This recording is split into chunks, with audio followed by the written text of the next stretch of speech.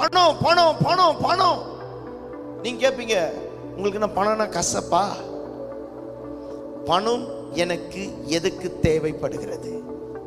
பணம் என்னை எதை சுற்றி வருகிறது? பணம் என்னை எப்படி நான் பணத்தை கையாளுகிறேன்?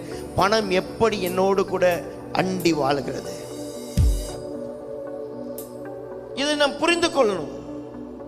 இன்னைக்கு நிறைய பேரு, நான் பணம் இருந்தா அது பண்ணிடுவேன், பணம் இருந்தா இது பண்ணிடுவேன், பணம் இருந்தா அது செஞ்சிடுவேன். நோ.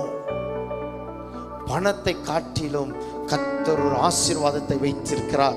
அந்த ஆசீர்வாதம் நீ செய்யும் போது அது தானாய் நடக்க ஆரம்பிக்கும்.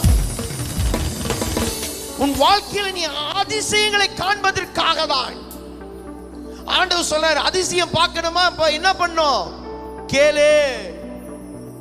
அதிசயம் வேணுமா? கேளு. அதிசயம் வேணுமா? நடக்கணுமா? கேளு. தேவனிடத்தில் கேட்கிற எவனோ பெற்றுக்கொள்வார்.